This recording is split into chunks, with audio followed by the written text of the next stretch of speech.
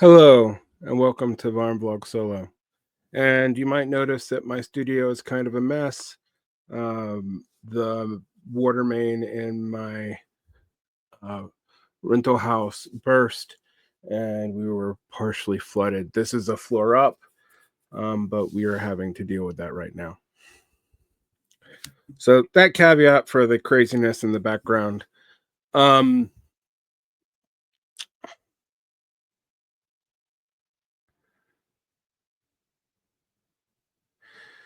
Hope is not a strategy. This is something that we say in teaching all the time. If you want to improve things for a student, you don't just hope. Hope is not a strategy. This is a book by Rick Page, which was about salesmanship. Now, I'm not here to get you to buy a Rick Page book. I'm not interested in sales. But sometimes you have to transfer skills from one thing to the other. And we already transferred this to education, so I transfer it to education to you. Interventions and critique needs to be meaningful. Consumer-based critique has a limit. You want to boycott Teslas? Well, if you weren't going to buy one anyway, it doesn't matter. Boycotting Teslas would be a upper middle class and rich phenomenon. And I'm not going to tell people not to do it, because if they have the money to do it, they can hurt Tesla stock how they like. But it's not something everyone can do, because most people couldn't afford a Tesla in the first place. Another example, the BDS movement. Now, I broadly support the BDS movement, but there are limits to its ability to work. One cannot hope that the Israeli economy operates like the apartheid South African economy, because Gazans had been largely shut out of meaningful labor in Israel. That was deliberate. They actually learned from the South African example. Furthermore, Israel won't be talked into denuclearizing the way George H.W. Bush did for South Africa. People forget this, but the George Herbert Walker Bush administration actually got South Africa to denuclearize without even recognizing apartheid in South Africa, which made the revolution there possible.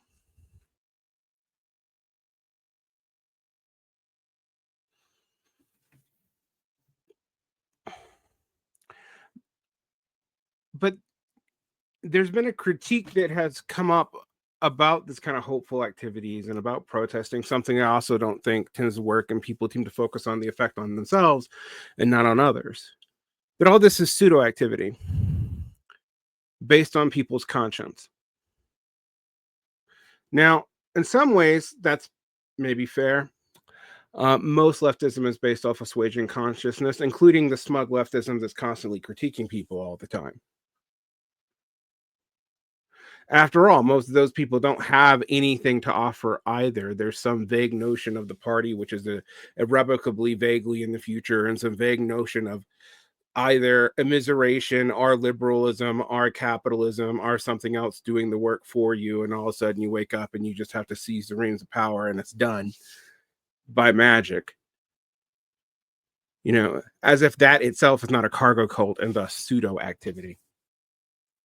No, pseudo activity is often explained that the activity done is impossible. The tasks are impossible because of the current situation of the left, because it isn't the high point of the left in, say, the USSR, which happened in a war.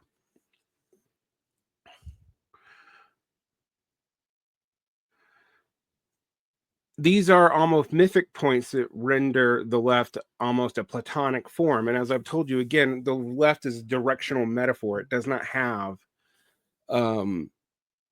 set content like that. So to critique the BDS movement as pseudo activity without stating the specific reasons why it would be pseudo activity is to have a left view that is circular. We know that the left is doing the right thing and its activity is real because it is mass. And even though we might even have the same number of people involved today, the scales of the population are so different that that's not going to really matter. Therefore, somehow anything the left does now is not real activity because it has to wait until something is formed, blah, blah, blah, blah, blah. This logic is circular and actually avoids critiquing the real problem here, and that's just a difference in the structure of labor between Israel and apartheid South Africa. When people throw these vagaries out, yet to condemn the left, but valorize elements of the status quo as if that's going to create a clear view of the way to the future, yeah, it's not really all that honest of a critique. In a way, it's actually just its own form of hope. The current left has given a pseudo activity the past left was not. If we wait long enough and people believe the right things, then the right things will come about, particularly if we tail some group or another that's already in power and make their actions look like ours.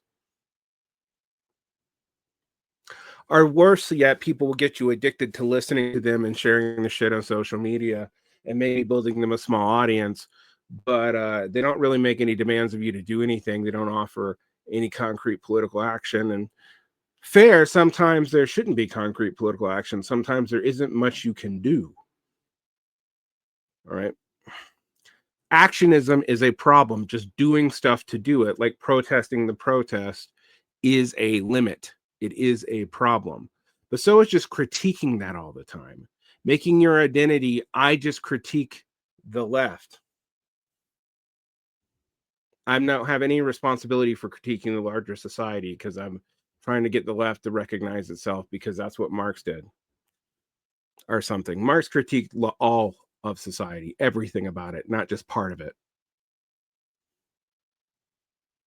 And he believed in things, had positive visions, participated in politics in a meaningful way. His letters to Wilhelm Liebknecht, his letters to Babel, his letters to Kautsky and Bernstein and Engels and Lafargue make that clear. His actions in the First International, whether you agree with them or not, and I do not agree with all of them, make that clear.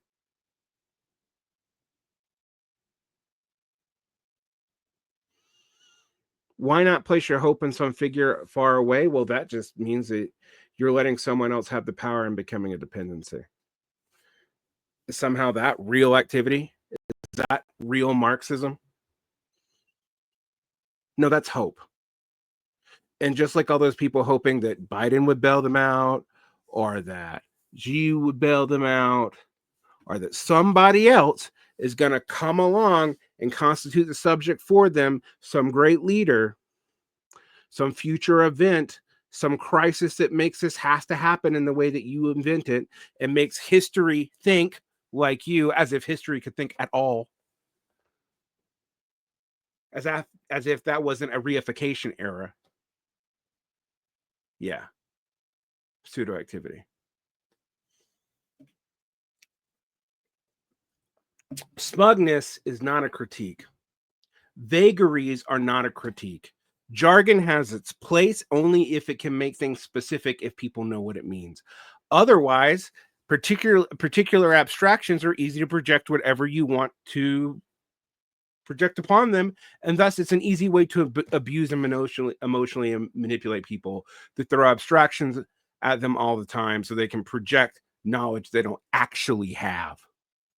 It's an old strategy, one that Marxists have been given to most of my life and most of the time I'm reading. These terms are made so abstract and so vague that everyone can accuse everyone else of them, and yet people accusing each other of them have such a wide range of opinions that you don't know that it means anything. Maybe that's the fate of most ideologies that are overripe. Nonetheless, don't be fooled by it. Like and subscribe, hit the bell. There's a Patreon if you want more. We start as little as $4 for all audio access. Have a great day.